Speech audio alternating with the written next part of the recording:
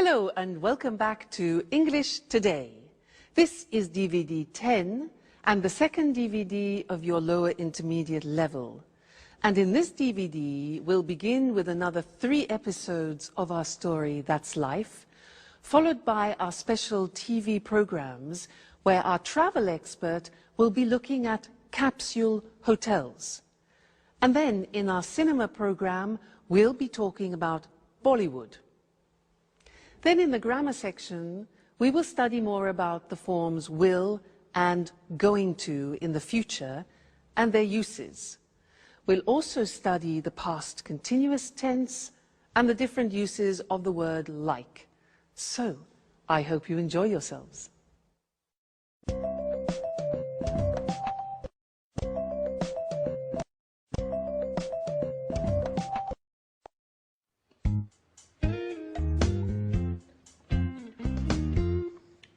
Alice, what are you going to do today?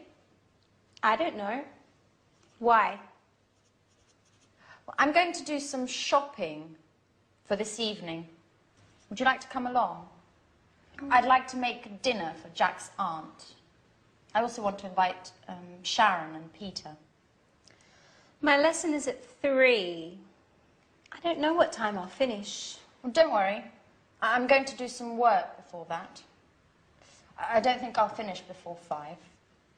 So, what do you say? Okay. But only if you loan me your red hat. Okay, I'll lend you the hat. But be careful. If you lose it, I'll get very angry. Good morning, everyone. Oh, good morning, Mrs. Andreini. What are you talking about? We're deciding what we're going to do today. How are you going to spend your day? I think I'll go for a walk in the city centre. Maybe do a little shopping. Oh, I think it's going to rain. Just look at those clouds. Hi, guys. Hi, Auntie. Morning. I'm on my way out. Jack, aren't you going to have breakfast? Oh, I can't, Auntie. I'm meeting a Japanese client. If I get there late, my boss will have a fit. You can't go on an empty stomach. Oh, don't worry. I'll have something to eat at lunch. Oh, wait, Jack. I'll come with you. So, we'll see each other at 5. Don't forget.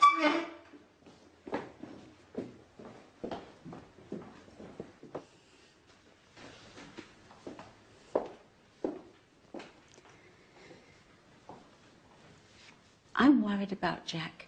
He's so thin. Maybe he isn't eating enough. Oh, he won't starve if he misses breakfast. He seems so run down and so distracted. He's always thinking about something else. Maybe he's in love. Excuse me a moment. I'll get that.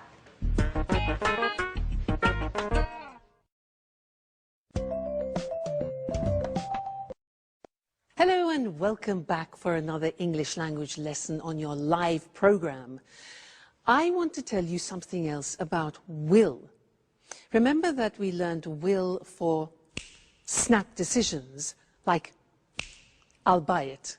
Well, now I want to teach you another use of will which is very common for predictions. And I want you to watch this situation which is very typical of the use of will. Okay? Great. Good afternoon, ladies and gentlemen, and here is the weather forecast for the bank holiday weekend. In North Scotland, it will be very cold, with outbreaks of snow in the mountains. Temperatures will remain low as a cold front moves across the region. Now, in the north of England, it will be somewhat wet, as rain will move across the region until late into the night. So if you're planning on going walking, take some waterproof clothes with you. In East Anglia, it will be dry, but generally dull and rather cloudy, unfortunately. However, in South England, it will be a bright, clear day with sunshine, a day for the beach. And in southeast England, in the morning, it will be foggy, but then it will clear in the afternoon, and there will be a wonderful warm wind. So, ladies and gentlemen, that is the forecast for your weekend, your holiday weekend, and I hope you enjoy yourselves. If I were you, I would go to South England, where the sun is shining. Goodbye. Okay, now there I was telling you the weather forecast, and that is a typical example of when we use will. Let's look at the board. Now, will is easy, really. It's just the pronunciation which is difficult. I said tomorrow it'll be cold. You notice how it will becomes it'll. It'll. Strange pronunciation, yeah? So tomorrow it'll be cold. It'll be sunny. It'll be winter. It won't be sunny is the negative. Won't, remember the difference between will not, won't, and want, won't, want. So be careful with that pronunciation. So it'll be sunny and it won't be sunny, you could say, okay? So that's another use of will for predictions. So we have learned snap decisions, I'll buy it, and predictions, tomorrow it'll rain. So what do you think it will do tomorrow? We'll find out, won't we? Okay, see you in the next lesson. Bye.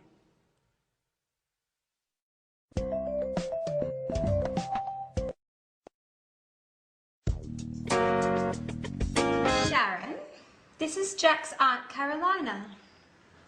It's a pleasure to meet you. I'm Sharon Evans. I live next door. Another woman, and very pretty, I might add. Let me guess, you're Jack's friend too? Who knows why my nephew prefers female friends? Excuse me, I have to go. Sharon, why don't you stay? You can get to know each other better. Sharon, I'm a little worried about Jack. He's so distracted these days. Maybe there's something you know I don't. Me? I don't know anything, really. It's strange. I know his work is going very well. Maybe there's a woman in the picture? Listen, I'm very sorry. As I told you, I don't know anything about it.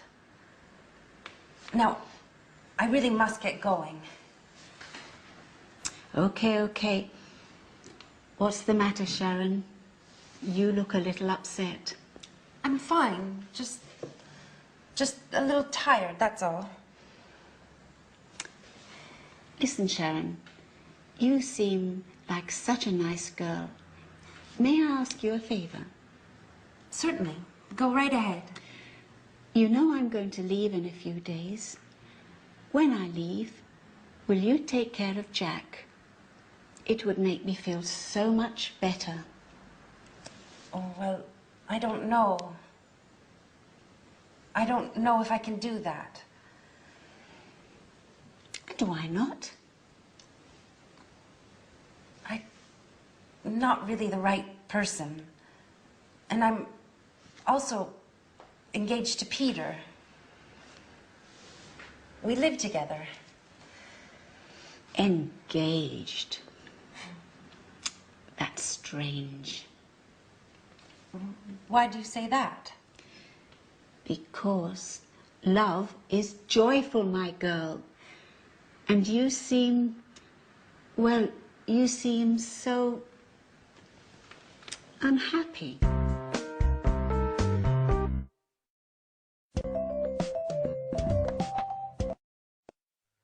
again and welcome back. Jack's aunt is like a walking X-ray, isn't she? Now I want to look at going to with you again. Remember in the last lesson, some lessons ago, we learned going to for a future intention. You know, when I won it was 20,000 euro, I said, I'm going to have a good holiday. Well, I want to look at another use of going to now, which is for inevitable results. Let me give you an example. If I take this jug and this glass, and I start pouring water like this into it, right I say stop, it's going to overflow. You can see it happening, and the result is inevitable. So this is another situation when we use going to. Let me give you some other examples. For example, let's think football. Yeah, you see the umpire, the referee. You see the referee, yeah? He does this. Red card. Inevitable result is he's going to send off a player. Red card. Look at this.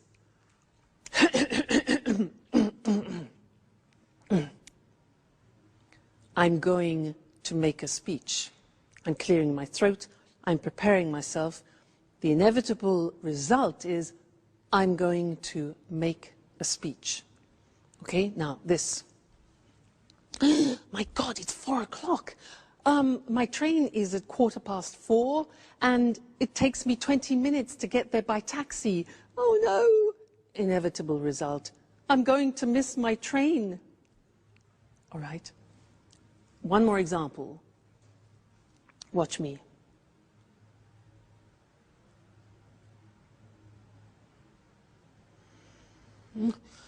I'm going to fall asleep. That's the inevitable reaction. Okay, so I want to look at those with you on the screen now. Let's have a look. So before we said that we use going to for future intentions, so let's remind ourselves of that. So I'm going to learn Portuguese, for example, or he's going to make a speech. These are intentions, okay? Be careful, you're going to drop those plates. Okay, so when it's an intention, you often think about the plan, you've planned it before. Remember that? I'm going to go on holiday, I'm going to buy some beautiful plates. It's all planned and programmed. But going to, in this situation I showed you, is for something you see is about to happen. So, I look at my clock. I'm going to miss my train. The referee's going to send him off the football pitch, for example. Be careful. You're going to lose the match in the football situation, for example. Okay? So these are all things that are going to happen. You see them, and it's inevitable. So you need to decide between the two situations, all right? Whether it's an intention or whether it's a predictable action or result. Now, an intention for you is you are going to be very good at English, okay? That's a future intention. Good. So that's going to, and I'll see you again in the next lesson. Bye.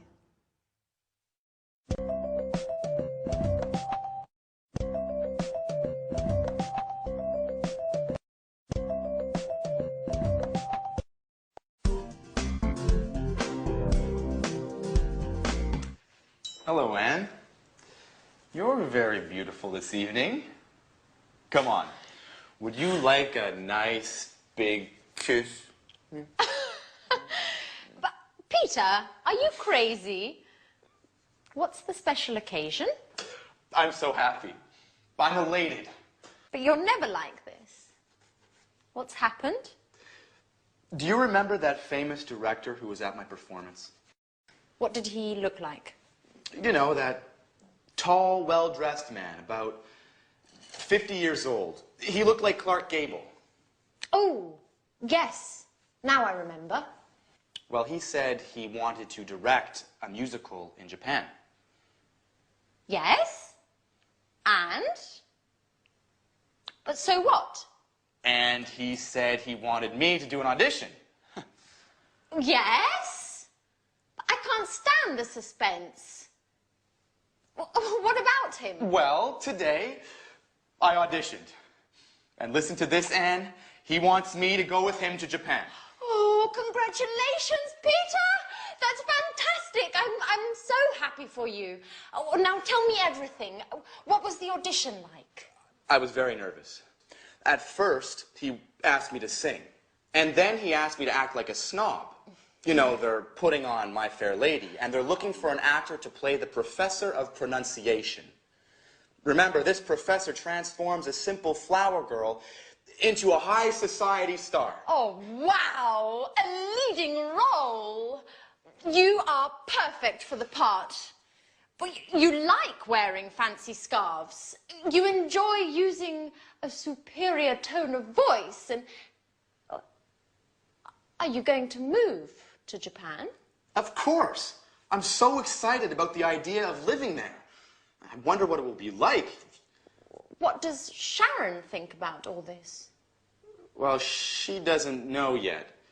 You know, she's so moody. I need to find the right words. Anyways, all I can think about now is celebrating. Do you want to go dancing? But you hate dancing, Peter. I know, but I want to be crazy tonight. Put on your best dress. I want you to look like Sophia Loren. Hey, what's happening here? You're kissing each other. Alice, now hold on. I'm leaving for Japan. For Japan? What are you going to do in Japan? I'm going to act in a great musical. My Fair Lady. That's amazing. And when are you going to leave? I don't really know yet. I think we're going to leave in 2 or 3 weeks, at the most. And what does Sharon think about this? Sharon? Sharon? All you want to know about is Sharon. I imagine she'll be very pleased to come with me. At any rate, it's time to party. We're going dancing. Would you like to join us? Dancing? Why aren't you always like this? Going to Japan is making you much more fun.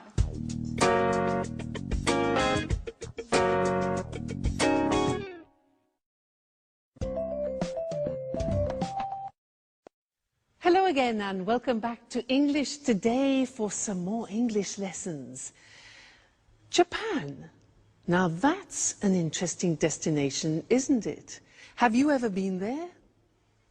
No, neither have I. I'd love to go. Now, in this lesson, I'd like to do some revision about the simple past, irregular verbs. And I want to do a type of quiz with you. It's very simple, just to see if you can remember the irregular verbs, okay?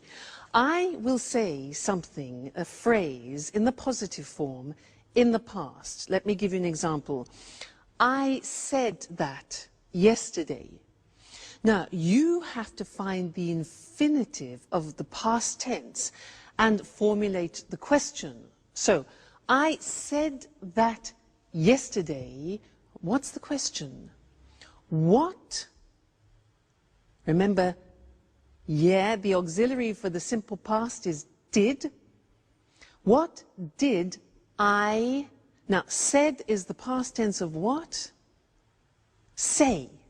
Exactly. So, what did I say yesterday? All right, that's the quiz. I say the positive form, you make the question form. All right, let's start. Okay. I sold it yesterday. I sold it yesterday. When? Sold. When did I sell it? Okay, sell, sold. Next one. I met him on Monday. I met him on Monday. Met. So when? Yeah, okay. When did I meet him?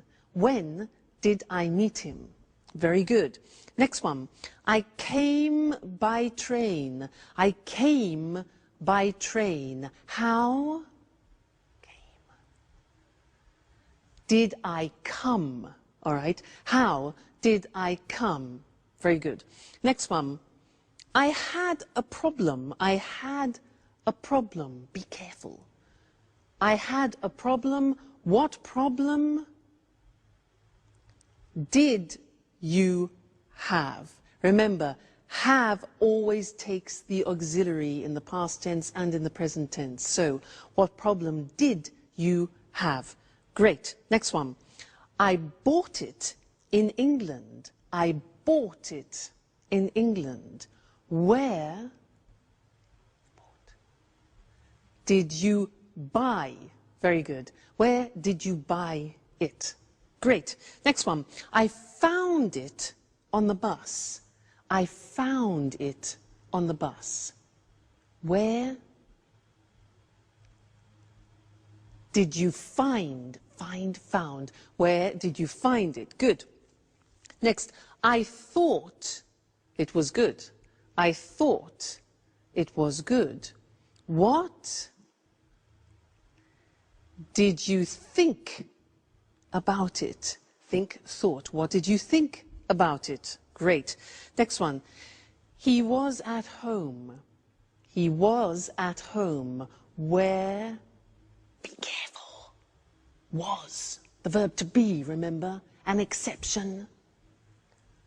Where did he be? No, you can't use the auxiliary with the verb to be. So, he was at home. Where was he? Okay, so don't forget that. The verb to be is an exception, doesn't use auxiliaries. Right, next one. I flew by British Airways. Flew. How did you fly? Okay. I saw the film yesterday. I saw, S-A-W, the film yesterday. When? Did you see the film? Okay, great, we're getting good. I drank some wine. I drank some wine. What did you drink? And the last one, I took an aspirin. Took, T-O-O-K. I took an aspirin. What did you take? Fabulous. Let's go and look at those on the board now quickly, just to remind you also of the spelling, all right? So, I said that yesterday. What did you say? Said, infinitive, say. I sold it yesterday. When did you sell it? I met him on Monday. When did you meet him? I came by train.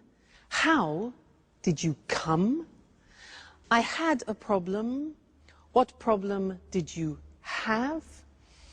I bought it in England. Where did you buy it? I found it on the bus. Where did you find it? I thought it was good. What did you think about it? He was at home. Where was he? No auxiliary. I flew by British Airways. How did you fly? I saw the film yesterday. What did you see? I drank some wine. What did you drink? And I took an aspirin. What did you take? Great. You see, it's really just a question of practice. With the irregular past tense verbs, it's a question of memory and familiarizing yourselves with them. It will come with practice. Okay, great. So, see you in the next lesson. Bye.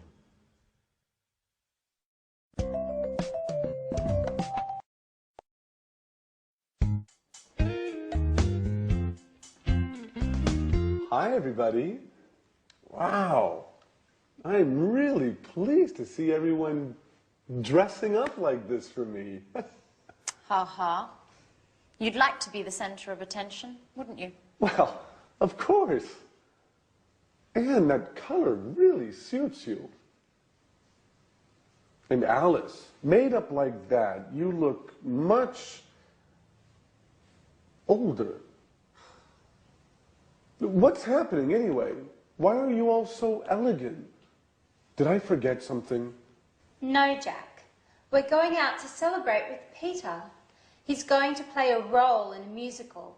And he's moving to Japan. To Japan? What does Sharon think about all this? She doesn't know. Anyway, according to Peter, she'll be ecstatic about the idea of moving to Japan. Moving to Japan? What does Sharon have to do with Peter's musical anyway? Well, you know how it is, Jack. When two people are together, they make changes together. And anyway, why do you care if Peter and Sharon move to Japan? Oh, I don't care.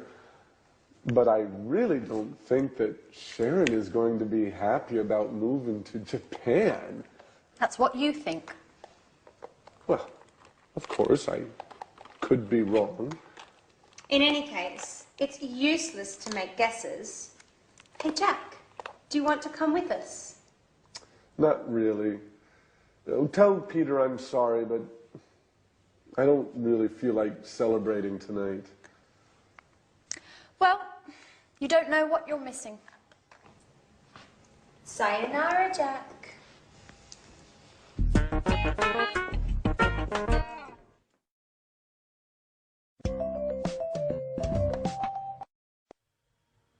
Sayonara. Do you know what that is in English? Well, it's hello, hi, howdy, how you doing, how's it going? Sayonara. In that episode, we heard 3 interesting uses of like. Now, Anne said, what did he look like? Peter said, I wonder what it'll be like. And Peter also said, would you like to go dancing? Interesting, hey? This word like in English is really very, very interesting because it has different uses and different meanings. And Mr. Monkey is going to help me explain them to you. Now, if I ask the question, what would he like to do? What would he like to do? Mr. Monkey, what would you like to do?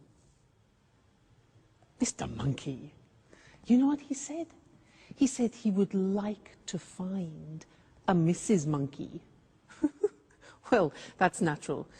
What does it express? What would he like to do? Would like expresses desires, wishes, and wants. So that's one form. What would he like to do? What is his desire? Would like with the conditional form. That's one. Next one. If I ask what does he like in the present tense, what does he like? Well, I know he likes jumping around trees and eating nuts. What do you like? That's a question about your general likes, the things that you like doing on a regular basis. For example, I like singing. He likes eating nuts. What do you like doing? Do you like going to the cinema, going to the theater? So those are general likes, all right, number 2. Number 3, I say, what does he look like? The answer to that question is, well, he's got blonde hair, he's got a squashy nose, and he's got short legs. Sorry, Mr. Monkey. Now, what does he look like? We use, when we're talking about somebody's physical appearance, what does he look like? What does my boyfriend look like? Well, he's not too tall, actually. He's good looking, he's dark, he's handsome. All right, look like is therefore physical appearance. And the last one is if I say, what is he like? The verb to be with like, what is he like? Well, the answer with Mr. Monkey is he's kind, he's loving, he's generous, he's just gorgeous. So what is he like is the general impression about something. So that's 4 different uses of like. Very, very interesting. Let's look at them together on the board to help you. So the first thing we said was talking about a specific request about something you desire or something you want. Okay, so what would he like to do? So would like.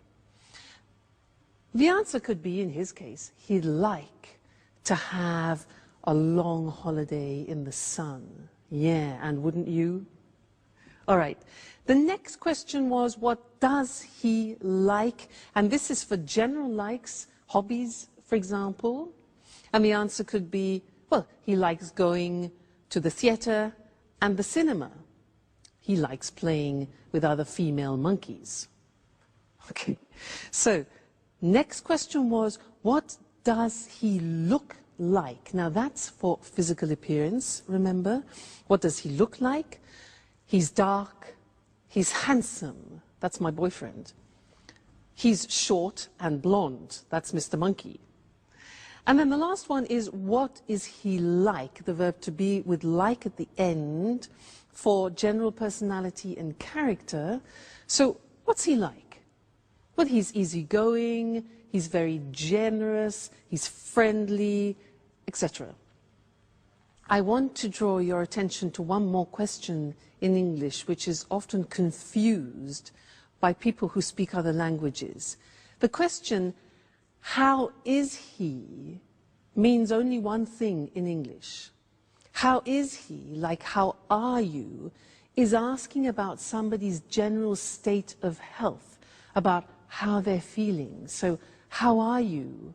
I'm fine, thanks. How is he is not about his appearance or his character, but about how he feels.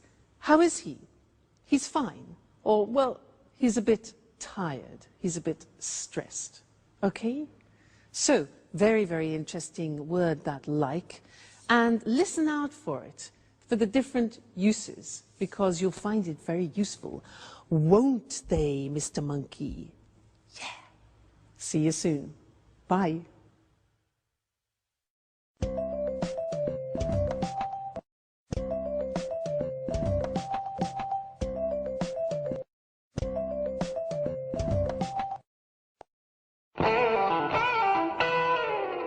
Yes, sure. Okay, 4 o'clock is fine. I'll see you later. Bye. Who are you speaking to, Sharon? To the museum I sent my CV to. I'm going to have an interview this afternoon. Ah, great. But I really don't understand why you're in such a rush to find a job. You know very well I don't enjoy being a tour guide. Now, let's get back to us. Where were you last night? You didn't get home until 3 in the morning. I was out with Anne and Alice. Listen, Sharon, I have to tell you something very important. What's the matter, Peter? Is something wrong?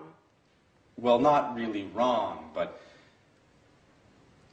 yesterday, remember when I was waiting for you outside the gym? You saw that director, didn't you? The one who wants to put on a musical in Japan? Yes, that's the one. Well, he asked me to audition. And? Well, we had a meeting, and the audition went very well. It's a shame you weren't there. I was fantastic. Let me tell you what happened. Firstly, when I arrived, they were rehearsing the first scene of My Fair Lady. A girl was selling flowers in the street, and people were passing by without noticing her. Two men were watching the scene, laughing all the while. Then I sat down because I didn't want to interrupt anything. After that, all of a sudden, the director noticed me.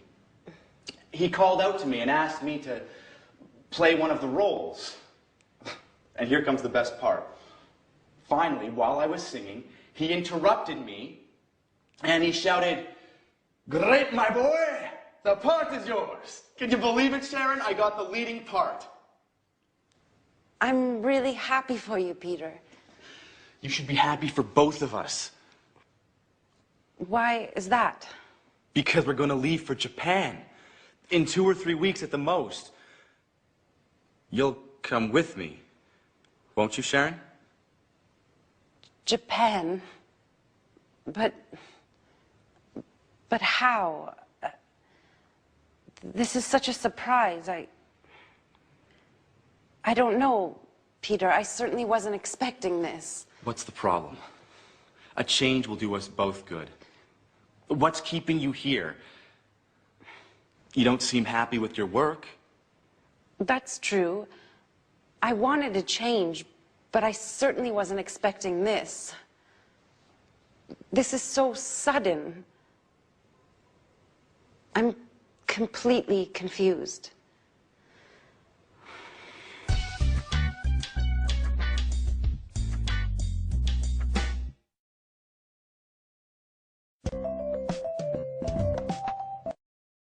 Hello again.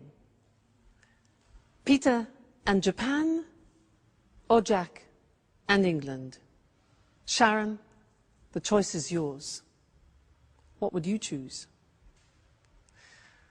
Now, there was something that Peter said in that episode which is interesting and that I'd like to teach you now.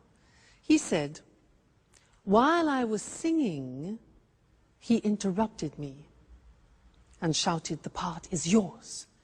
While I was singing, he interrupted me. Now that is an example of the past continuous tense, which is what I'd like to look at with you now. And I want to give you some examples of that if you listen, using my friend, the alchemist. Now this is the alchemist. And he travels through many countries looking for magical potions to help people. And he was traveling in Tibet for many, many days and was extremely tired.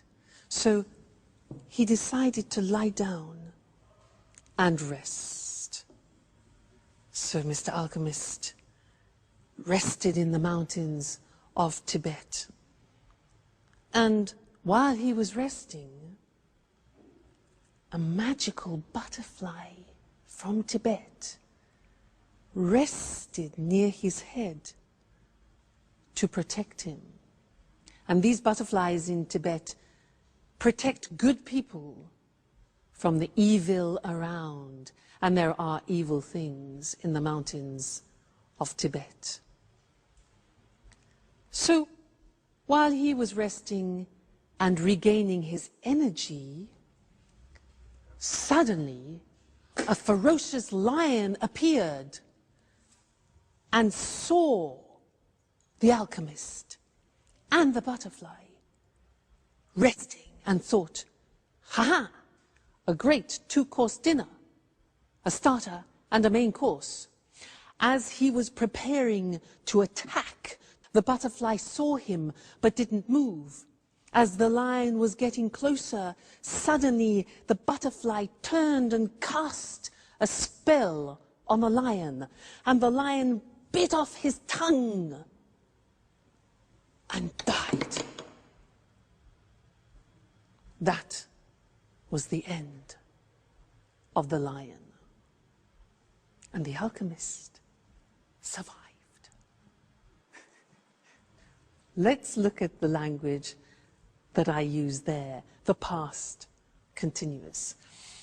Now, the past continuous, as I said before, is a tense that we use when an action is continuing and is sometimes interrupted by another action. Look at the example. He was sleeping when the lion attacked. She was working when it happened. Now, you noticed it's I was, you were, he, she, it was, we were, you were, they were, plus the infinitive form and ing. So, she was working when it happened. We were watching TV when he phoned. They were relaxing when the lights went off. Now, the negative form is easy because you put the auxiliary into the negative. I wasn't concentrating when I dropped it. You weren't listening when the teacher explained it. You weren't. Check the pronunciation there. It wasn't working when I switched it on. The question form, you take the auxiliary and the subject form. What were you doing when he phoned? What were you doing? Where were you going when the news arrived? And who were they talking to when I saw them? Who were they talking to when I saw them? All right, so past continuous tense in order to describe actions which are continuing and can sometimes be interrupted. Or, for example, as I was telling the story, you were listening to me and learning the past continuous. Okay? Great, so that's the past continuous. Come back to the next lesson for some more new language. Bye.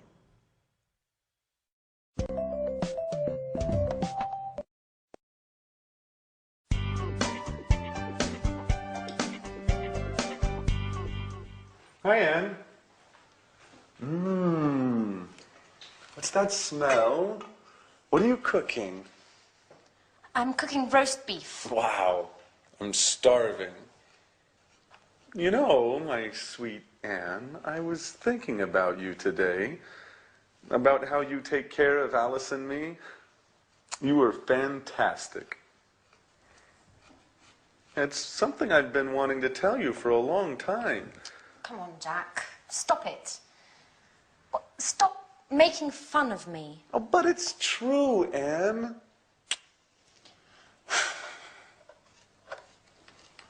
What's the matter? Why are you so nervous today? I know everything, Jack. I know all about you and Sharon.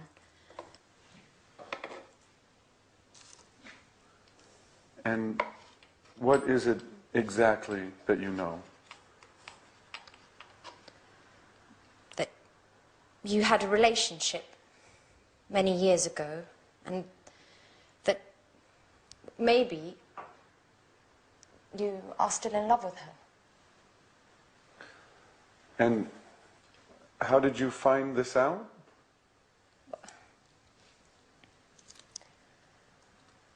I was tidying up in the living room the night of Peter's performance when I saw your jacket. And I was taking it to your room when something fell out. It was a photo. A very meaningful photo. You were kissing her. So I spoke to Sharon. And what did she say? She told me everything. Tell me the truth, Jack. Are you still in love with her?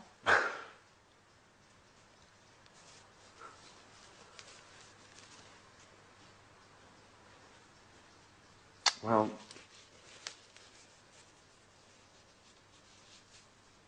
I have to admit that seeing her makes me feel... But, well, what about me, Jack? I thought there was something special between us. And there is, Anne. I care very much about you. But... But? Well, I thought we were just friends. Oh. Okay, Jack. I understand now. Wait, Anne, I didn't mean to hurt your feelings. Well, it doesn't matter, Jack. Just remember, Sharon is going to Japan.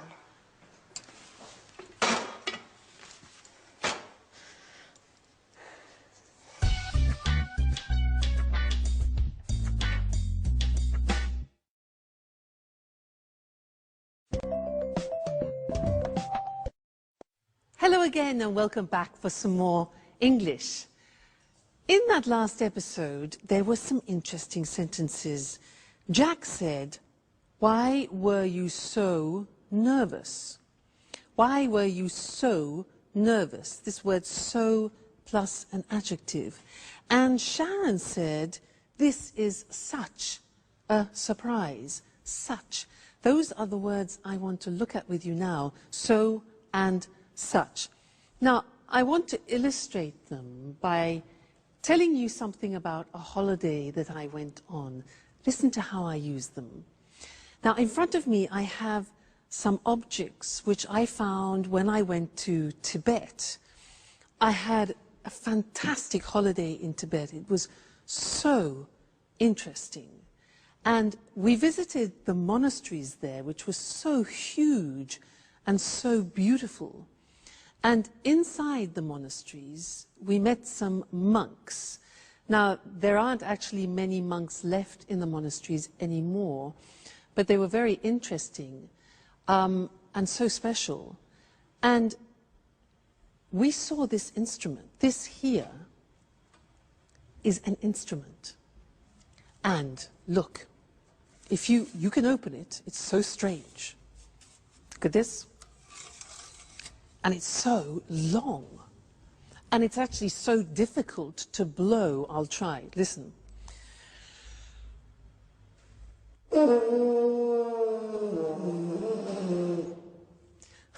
Well, when they played it in Tibet, it was much easier.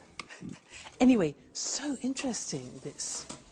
So they have these instruments. And the monks wear these hats, look. Look. Oh, so strange, hey? Look at them. Very strange. So, very interesting. And in Tibet, obviously, the temperatures are low, and the Tibetans have a special type of milk. And this is a container where they keep the milk, and the milk is yak milk. It comes from these unusual cows with long hair and horns that make this milk, yak milk, which is so unpleasant if you're not used to it. But anyway, it was such an interesting trip that I really recommend you should go and visit Tibet. Now, as I was describing Tibet to you, I was using both so and such. Let me show you how that works. So is usually followed by an adjective. The example is, Tibet is so interesting. Interesting is an adjective. So interesting, and it gives the impression of being very, extremely interesting, okay? We were so impressed by Tibet. So plus adjective. These instruments are so difficult to play, okay? They're so difficult to play. The monasteries are so huge, and it was so cheap. In fact, the holiday was so cheap. All right, so followed by an adjective. Now, such. I said it was such an interesting trip. Now, look at that. It was such is then followed by the noun, And if you have an adjective describing a noun, that goes before. So look, it was such an interesting trip. Okay, not easy. It was not a such interesting, but such an interesting trip. Another example, it was such a different experience. So such goes before the noun and its adjective. In the plural, look at what happens. They sang with such deep voices. Yeah, in fact, in Tibet, the monks, they sing in their boots. They sing, incredible sound. You notice in this example, we take out a or an, which is the indefinite article, and it becomes they sang with such deep voices. They wore such strange hats. All right? So and such. So we use with adjectives, such we use with the noun and its adjective. All right? So Tibet is so interesting. I recommend you go there for a trip. Okay. Great. Well, I look forward to seeing you in the next lesson for more English.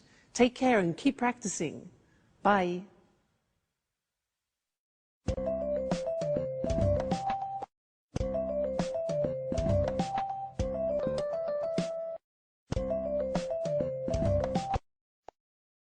Good morning. Welcome to this week's edition of the Travel Programme, and welcome to Christine Oteng, our travel expert. Good morning, Lucy.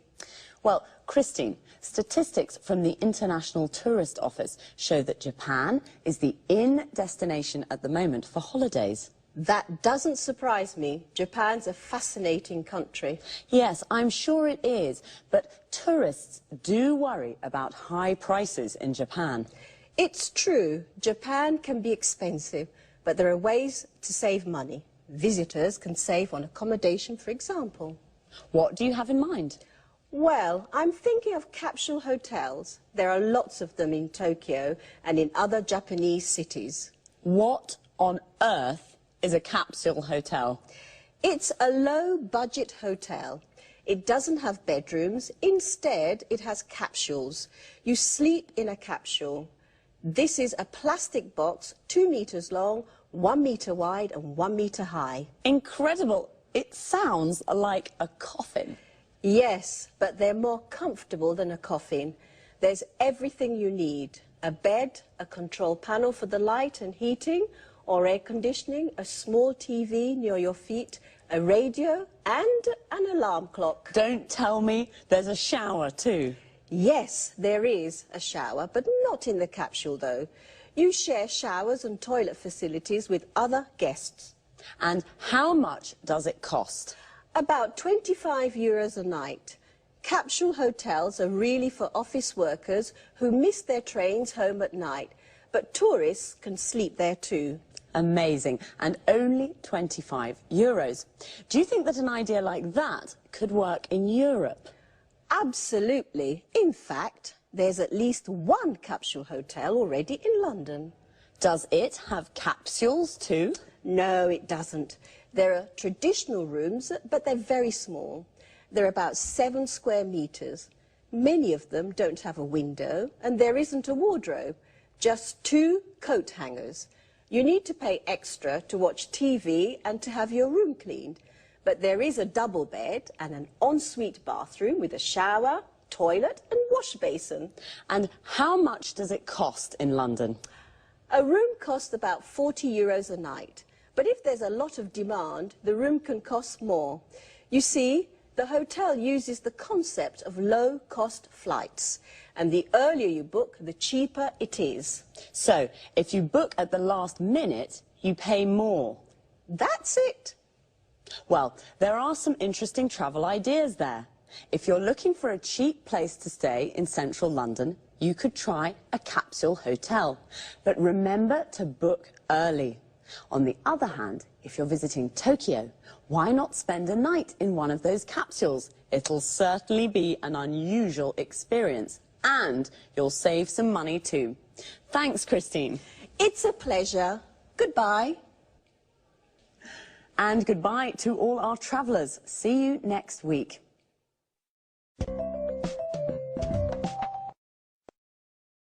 Christine said Japan is the in destination at the moment.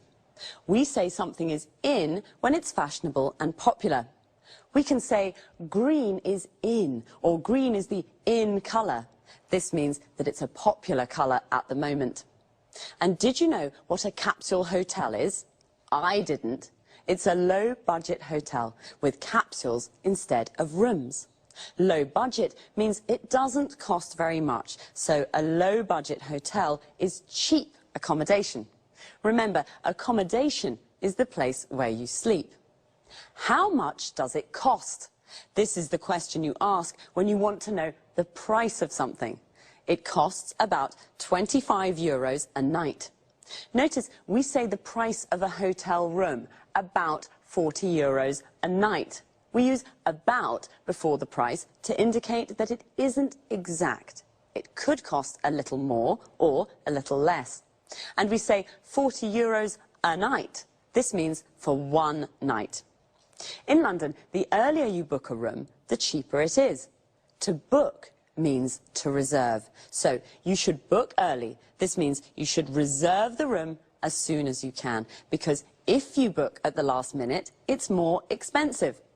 At the last minute means very late, just before you leave. So now let's look at some hotel vocabulary. A double room is a room with a double bed, a bed for two people. A single room is a room with a single bed for one person. Usually in a hotel room, there's a wardrobe, the place where you put your clothes. An ensuite bathroom is a private bathroom for your use only. In low-budget hotels, you often have to share the showers and toilet with other guests. Guests are the people who stay in a hotel. To share means that it's not only for you. When it's cold, you use the heating to make a room warm. In summer, when it's hot, you use the air conditioning to make a room cool. That's all for this time. Take care and see you next week.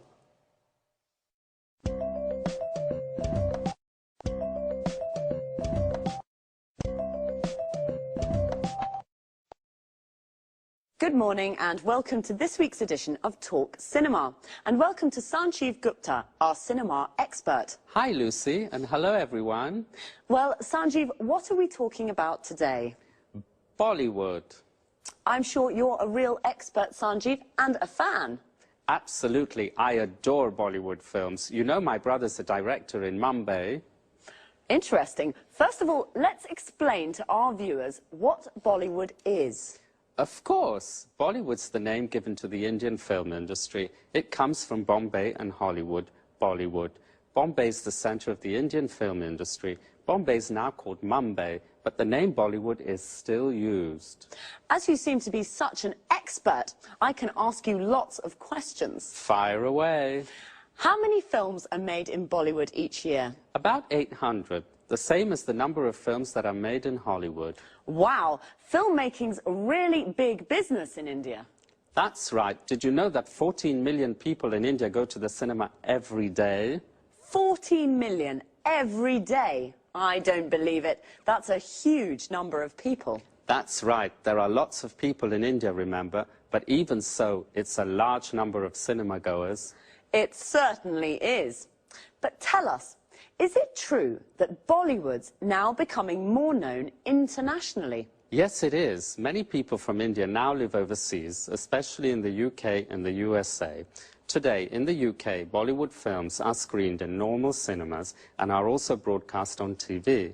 The films are becoming popular with new audiences. Also, you know, Hollywood's beginning to copy Bollywood. The film Moulin Rouge, for example, used lots of ideas that are common in Bollywood films. I see. But what's so special about Bollywood films? The films are full of colour, with beautiful traditional Indian costumes and lots of Indian music and dancing.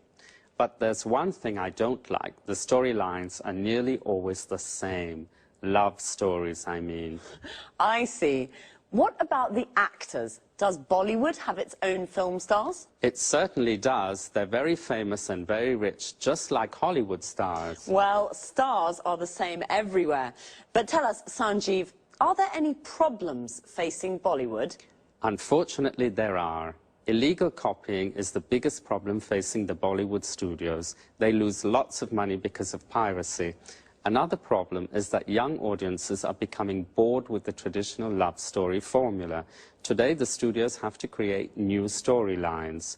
A typical new film is the one that is set in a call center in Mumbai and follows the lives of 6 young Indians working there. Did you know, Lucy, that many young Indian graduates now work in call centers? They answer calls in English from customers in the US and the UK. Yes, I have heard of the new call centres in India. So the film mirrors real life. It sounds fascinating.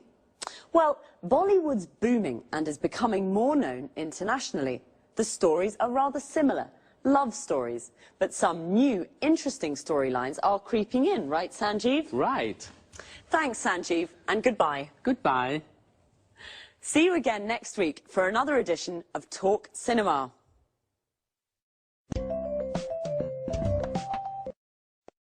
So, Bollywood is booming. We say something is booming when it is growing quickly and becoming successful. Bollywood is the name of India's film industry. The film industry is everything connected with making films. The music industry is everything connected with making music. Sanjeev said that Indian films are screened in cinemas in the UK and broadcast on TV. We say that a film is screened in a cinema, which means it is shown there, and a film is broadcast on TV means it is shown on TV. Well, I didn't know there were so many cinema goers in India. A cinema goer is a person who goes to the cinema to watch films. Are you a cinema goer? Do you like love stories? A love story is a story about love. Most Indian films are love stories. In fact, the storylines are nearly all the same. A storyline is how a story develops. So the storyline of a film is what happens in the film. The audience is all the people in the cinema watching a film. In a theatre, the audience is the people watching a play. Young audiences in India are bored with love stories. This is a problem Sanjeev mentioned. He also said illegal copying and piracy are problems. Illegal copying is when somebody copies a film without permission. It is illegal. And piracy is when people sell the illegal copies. Bollywood studios lose money because of illegal copying and piracy. It's a problem for film and music industries all over the world. Do you remember the expression Sanjeev used when I told him I had lots of questions for him? He said, fire away. This is an informal way of saying, ask me those questions. Bye for now. See you next week.